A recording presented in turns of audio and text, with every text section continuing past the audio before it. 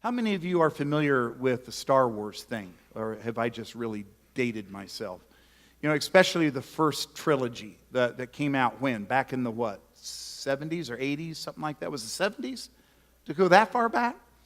You remember there's Luke Skywalker and what was Harrison Ford's role? It's Han Solo. And who was the hairy guy?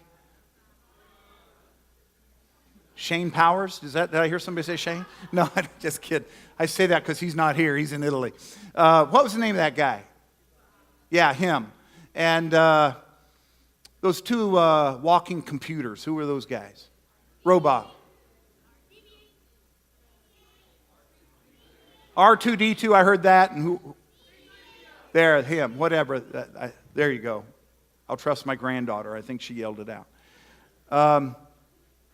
And then the other big player that absolutely defined evil for a whole generation was who?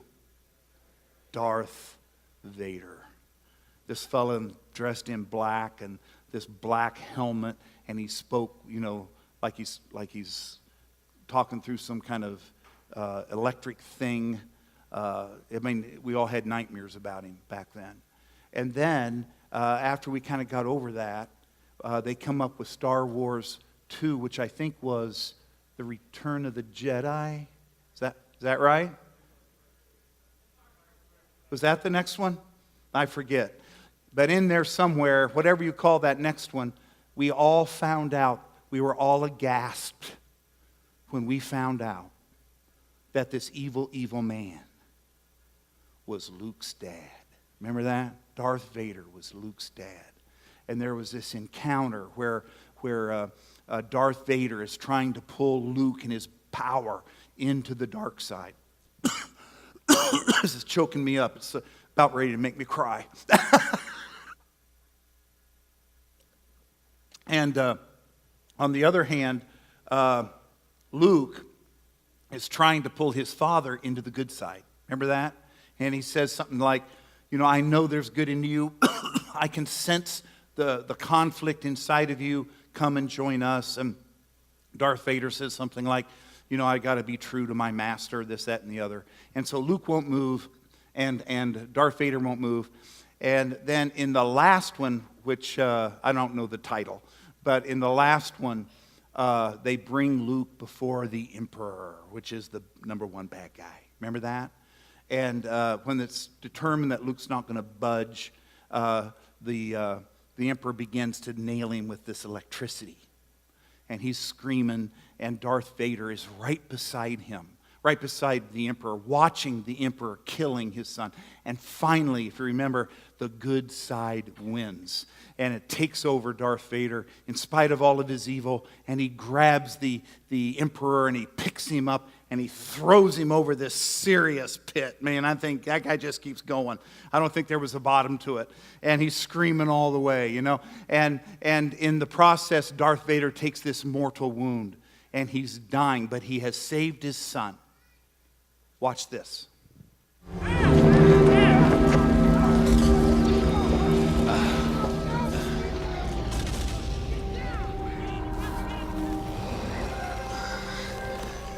Luke, help me take this mask off. But you'll die. Nothing can stop that now. Just for once, let me look on you with my own eyes.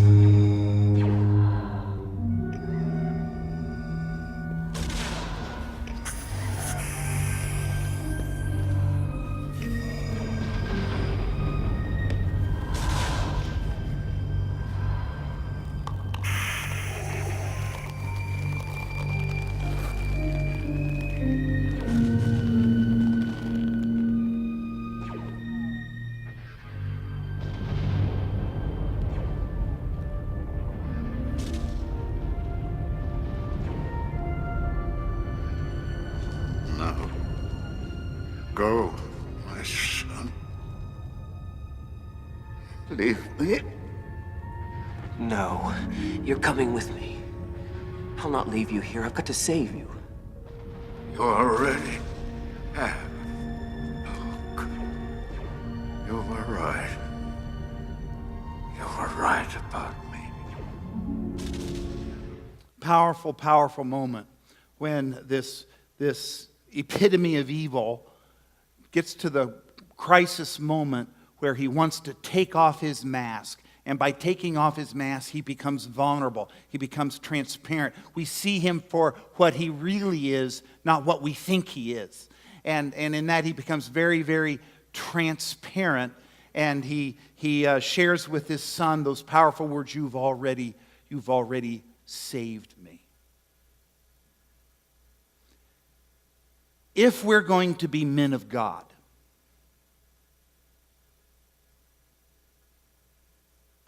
we have to be willing to take off our masks.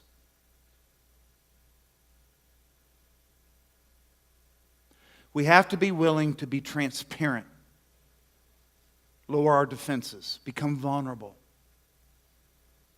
become real in many, many critical areas of our life. And I want to talk to you this morning about 4 of them. 4 things we have to be willing to take our masks off for if we are going to be men of God. And I'm not just speaking to fathers. I want to speak to every man in this room, young or old.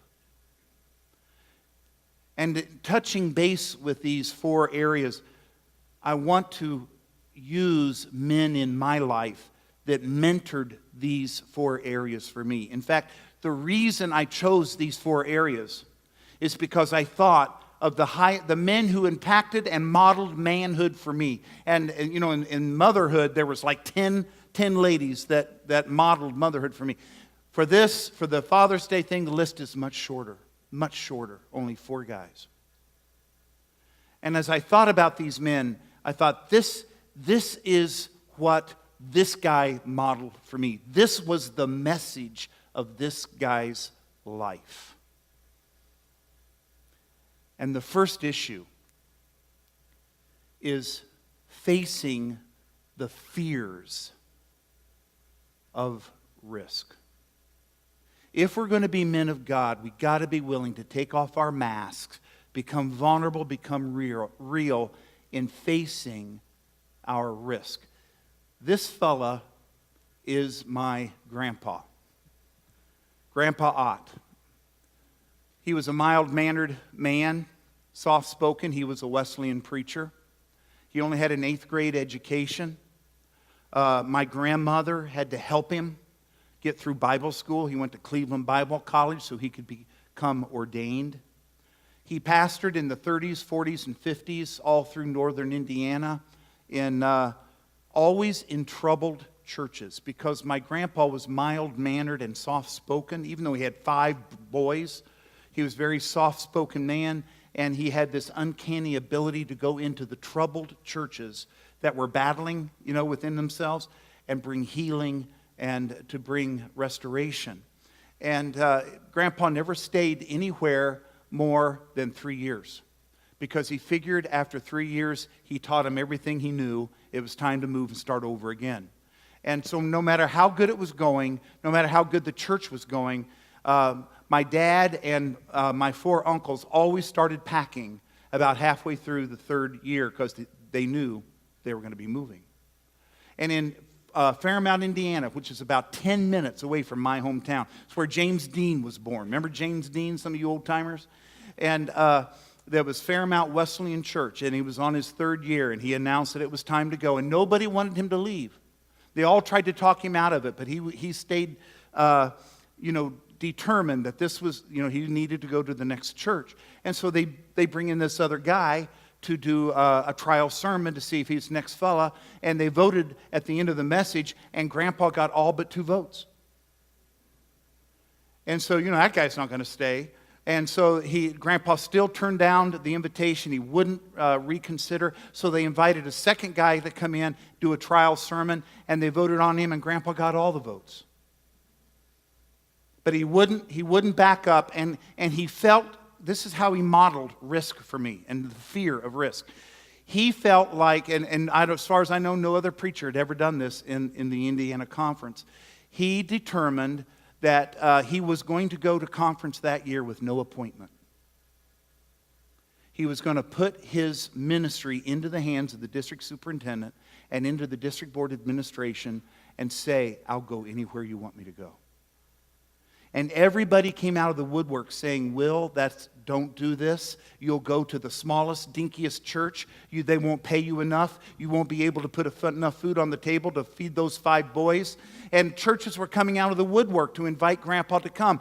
But he determined in his heart this year he was supposed to go to conference with no appointment.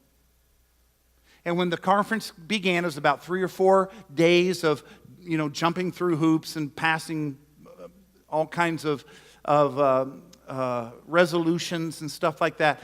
And through every day, first day, second day, third day, churches were still coming. Pastors were still saying, Will, you've got to, you got to line something up. Don't do this. This is a huge mistake. But he stuck to his guns, went into the last day without an appointment. That means no job. And on the last day of conference, the largest church in the entire state split right down the middle. And the first person they think of is Grandpa, because that was his ministry. So he goes to Plymouth, Indiana, stays there his 3 years, heals that church, goes on to become one of the most healthy, most successful, most powerful churches in our entire denomination, in part due to my grandpa in those 3 years of not just, listen to this, not just trusting God, listen to this, but trusting the church. Now there's a new thought. Not just trusting the Lord, trusting the body of Christ to do the right thing. So you know what the life lesson is there?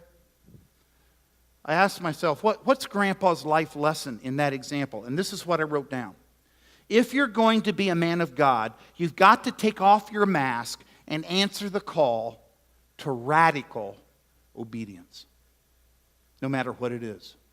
And I want you to hear some of the powerful verses that support that life lesson. Proverbs 3, 5, and 6. Trust in the Lord with all your heart. Lean not on your own understanding. In all your ways submit to Him, and He will direct your path, or make your path straight. Psalms 56, 3. When I am afraid, I put my trust in you. In God whose word I praise. In God I trust, and am not afraid. Isaiah 43, 1. Do not fear, for I redeemed you. I have summoned you by name. You are mine. John 14, 1. Do not let your hearts be troubled. You believe in God. Believe also in me. Now, do you know why that's important to me? That life lesson and those verses? Because right now in this room, there are men sitting in these seats. God has called you to do some great thing. Something that is beyond your comfort zone. Something that if you go there, even if nobody else knows it, you know it and God knows it, you are going to be afraid. If you go there, you will not be in control. If you go there, if you take this step beyond your comfort zone, and in terms of trying to follow the leading of the Lord, then you are going to have to trust Him that He is going to keep His word to you, and that He will keep you in the palm of His hand. And the question this morning is, will you take the mask off and become vulnerable and take Him at His word that we just read together?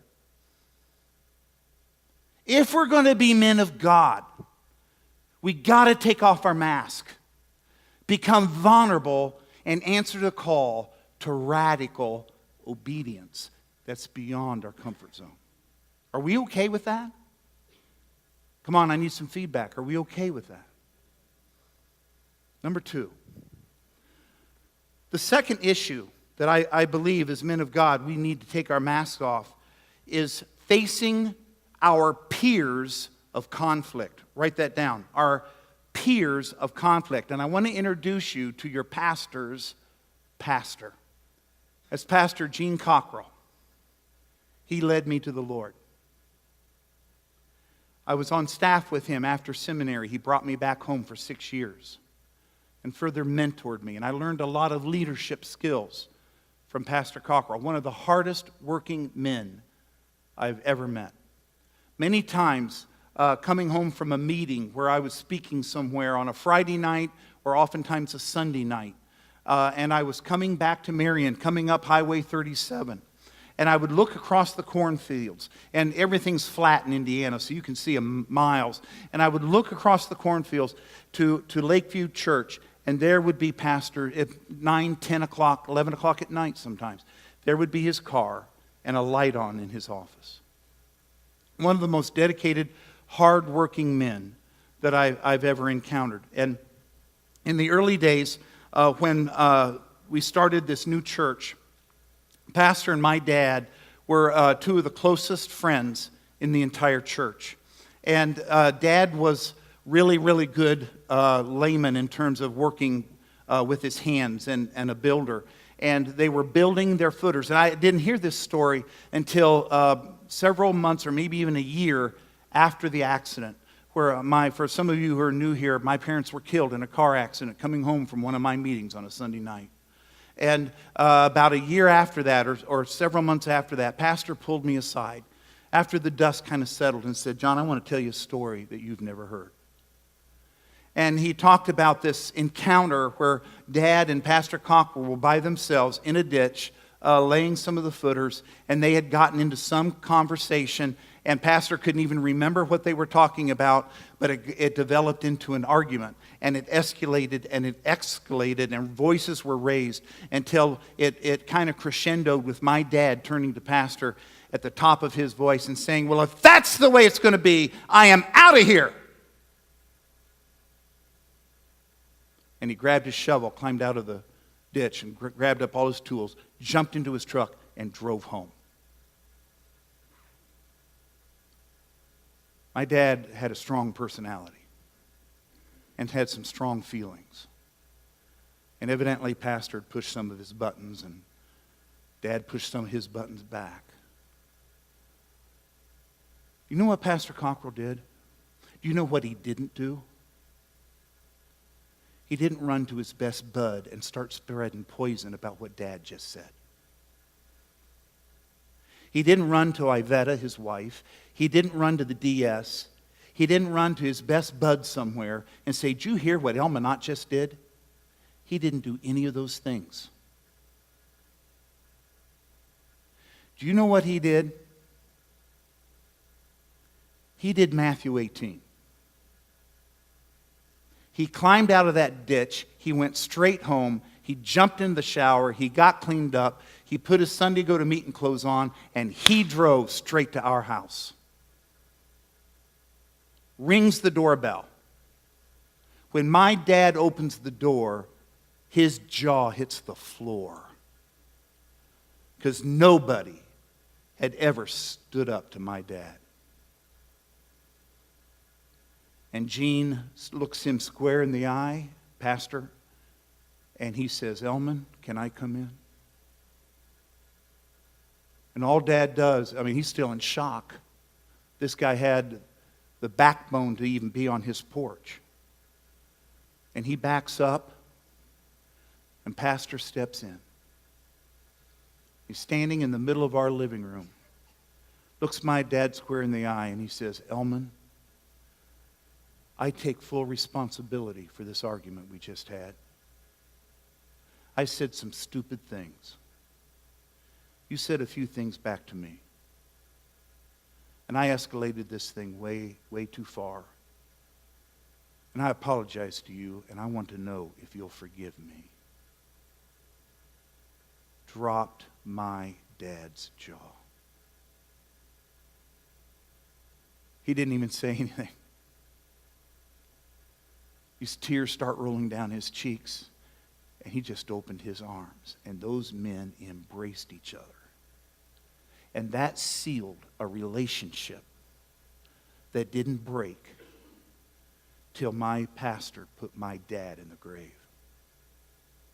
There was not a ray of light between my pastor and my dad from then on. And Lakeview went through some hell. They went through some issues you would not believe. Through the ups, through the downs, through the desert and through the ocean. No matter what Lakeview went through, my dad was right there. You attacked our pastor, you attacked my dad. And I don't know where I'd be if that man hadn't practiced Matthew 18. I'm pretty sure I would not be standing on this mountain in this room, and none of us would be sitting here. The stakes are high when men don't practice Matthew 18. Here's the life lesson that comes out of that. If you're going to be a man of God, you got to take off your mask and answer the call to radical grace and radical relationship. Listen to this. Guys, if you're asleep, wake up. Listen to this. Therefore, I, Paul, a prisoner for serving the Lord, listen to this, beg you. He is begging to lead a life worthy of your calling, for you have been called by God. Always be humble and gentle. Be patient with each other, making allowances for each other's faults. Are you hearing this? Because of your love, make every effort to keep yourselves united in spirit, binding yourselves together in peace. For there is one body and one Spirit, just as you have been called to one glorious hope for the future. There is one Lord, one faith, one baptism, and one God and Father who is over all and in all and living through all. Now, do you know why that's important to me? Because right now, in this room, are men who are up some kind of mystery because somebody's gotten wires crossed with you.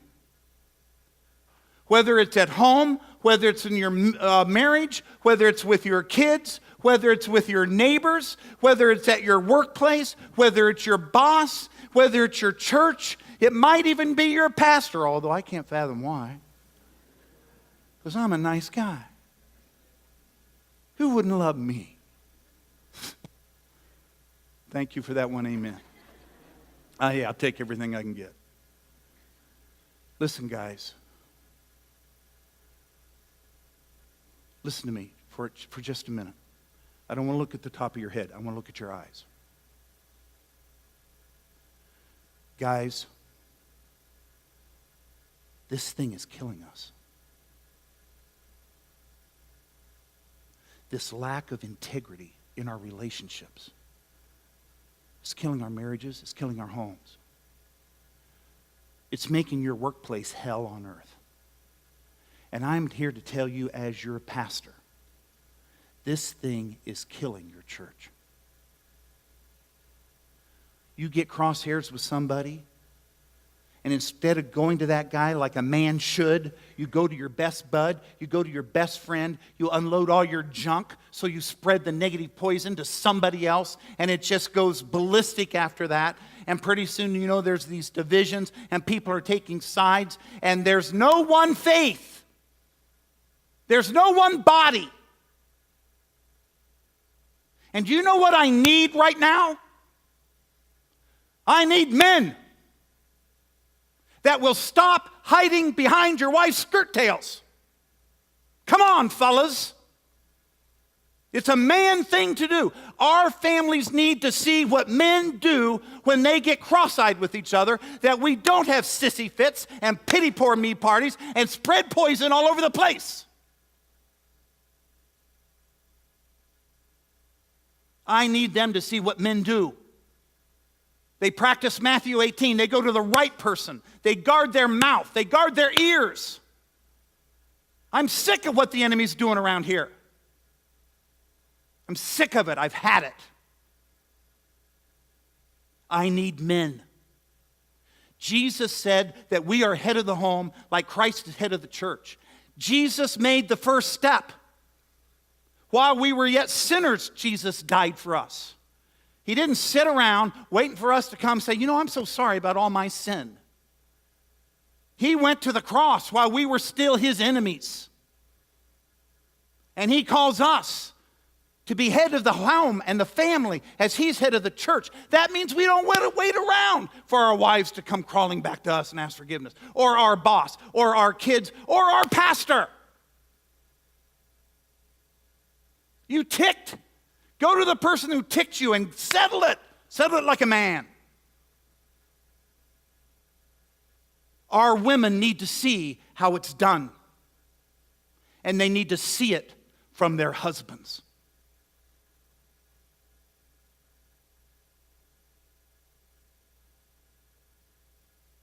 Just a thought. Are we okay? Men,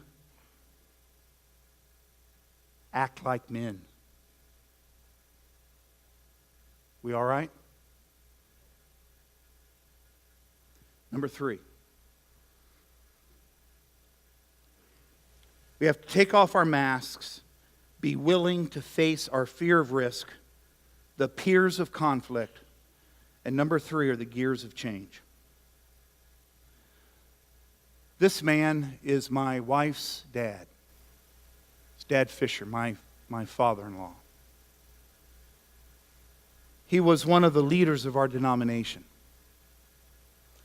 He pastored some of the larger churches in his day. He started a church in Cincinnati. And it grew to be a very healthy, strong church. He became district superintendent of all the Wesleyan churches in Ohio, one of the strongest districts back then. And he became part of the general board, which is the highest acting board of the denomination between general conferences. He was a member of College Wesleyan Church, or Indiana Wesleyan College's board of trustees. He was on there forever. When Dad Fisher spoke, the whole denomination listened. In Dad's younger days, he was very, very, very, very strict. No wedding rings of any kind. Hair in a bun, if you're a lady. Mom Fisher's over 100 years old. She still has her Wesleyan wad back here, you know. No slacks, no shorts for girls. Had to stay in your skirts. Very, very strict. That was our heritage. Back in the day, legalism was very prominent in our denomination. Over time, things began to change. And new generations came up, and we began to see what holiness meant in a different way. And Dad sensed it. Dad sensed that things were changing. And I'm sure at least in the initial change, I'm sure he disagreed with it. He bristled easily. He was a very strong personality. But he had the maturity. I want you to hear this. He had the maturity to stay in the game. And the Lord began to speak to him about some of those laws, rules, and regulations. And even though he didn't agree to them, and he never put a wedding ring on, and Mom never let her Wesleyan wad go away, they softened over time. The church began to leave them behind. He had stepped off the general board. He stepped off. Stepped away from being a district superintendent. The churches that he pastored were churches that all had their heyday 40 years ago. All the pace-setting churches had left him behind. And he could have become bitter. Eventually, he reached the point that there really weren't any more churches out there. And so you know what he did at the very end? You know his last assignment was? Being a chaplain of a nursing home. Have you ever spoken in a chapel service in a nursing home? It's more challenging than speaking to a bunch of kids. Half of them are asleep and the other half are looking at you. They're not looking to you, they're looking through you and drool's going down their face. You know what I mean? It's not the greatest place to try to communicate. So my father-in-law went from everyone hanging on every word that he said in a general conference to falling asleep through half of his first sentence. That's quite a change. But my father-in-law stayed in the game. He didn't cop an attitude. He didn't take his toys and went home. He stayed in the game. He stayed in ministry. He strove to be part of the answer, not part of the problem. And I will never forget the day when Kath and I think we were coming back from seminary. I'm not sure. We were living out of town. And we came back, and it might have been a Sunday, it might have been some other day, but we decided, if it was a Sunday, we were too late to go to church, and we decided, let's stop by Wesleyan Arms and listen to Dad Fisher, in the nursing home. And we were too late for the music already passed, and Dad was already in his message. But I will never forget this. We walked to the front door of the nursing home, and we opened these big, heavy doors. The cafe or the cafeteria was on the other side of the nursing home, which would have been several hallways down. But as soon as we opened the door, I heard this big, booming voice preaching for all he was worth. Preaching like there was 1,000 people listening to him. I know who was listening, because I had stood in for him many times. I knew who he was preaching to, but it sounded like he was at general conference, and he was preaching to thousands of people. He was giving his best. You know what the life lesson of that is? This is the life lesson I got from Dad Fisher. If you're going to be a man of God, you got to take off your mask and answer God's call to radical change.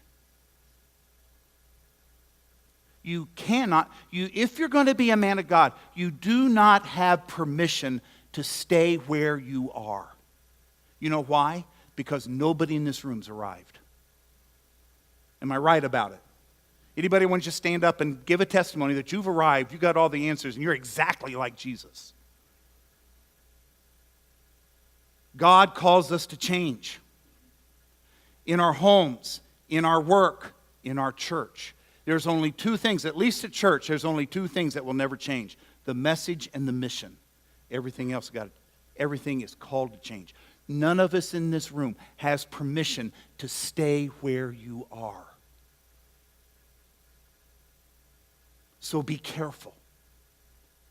Before you cop an attitude and say, I'm taking all my toys and going home because this change, I just can't put up with it. Be careful. Be careful. God calls you to stay in the game. There's a whole new generation coming, and we have to reach them. And He wants to reach them through you. Will you take off your mask?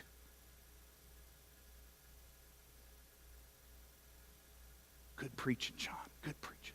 Oh. Isaiah 43. Did I read this? Because I want to keep the word in here. Isaiah 43:18. Forget the former things. Do not dwell on the past.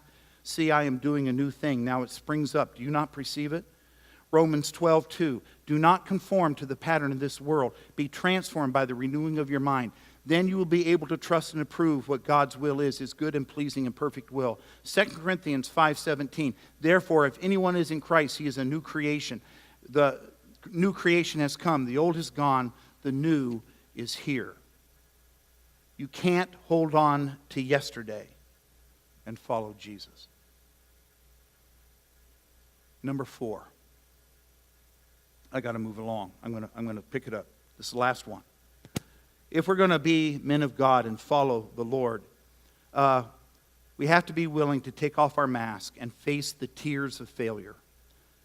This is my father. For any of you who've been around for any length of time at all, you know I talk way too much about him. He was one of the most consistent Christians I have ever met in my life. He loved to have fun, and he loved to help others have fun as well. My dad was a mailman. He went on to become the postmaster of all Grant County. He also built homes. He wasn't just, there's so many guys right now, they call themselves contractors, but they never pick up a nail. They never pick up a hammer. They just call, the guys that are good carpenters, and then they call the plumbers, and then they call the electricians, and then they call the brick masons. All they do is pick up a phone, My dad did the whole thing. He was a licensed plumber, electrician. He was a brick mason. He knew how to put on the best roofs. People lined up for my dad to build their homes back in Marion. My dad had a dream of building a great church, and since he grew up in a preacher's home, he developed some pretty strong opinions about preachers and about laymen and about church. He had no time for lazy preachers. Called them sorry preachers who worked one day a week. My dad used to say that, even though it's not true. I promise it's not true. But he had no time for lazy preachers. He had no time for lazy laymen who didn't carry their share of the load, both financially and in ministry. He had a short fuse. And like almost every generation, somebody's going to come up, show all the rest of us all the wrong things we've done, and they're going to do it the right way. For the first time in 2,000 years, finally they've arrived, and they're going to show us all, how to do it the right way. And that was kind of Dad, until something came along called World War II. Right in the middle of his college education. And everything changed.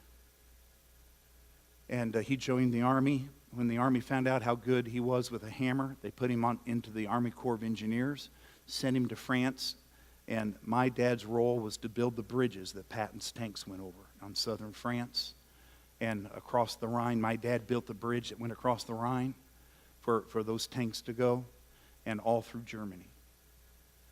When Dad came home, he was several years older. He had already married my mother. They wasted no time like all the other guys that came home from the war. They were ready to settle down, start their families. They didn't waste any time. All of a sudden, there's extra mouths to feed. And Dad never made it back to school. And his dream was never going to be fulfilled. Life had thrown him a curveball.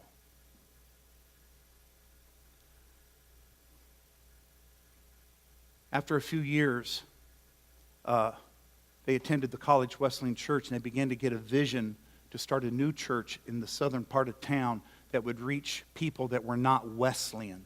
Blue-collar and white-collar people that were community people, they just didn't come up through the ranks of they wanted to get beyond the denomination. And they started a church that met in our home. And before you know it, it outgrew our house.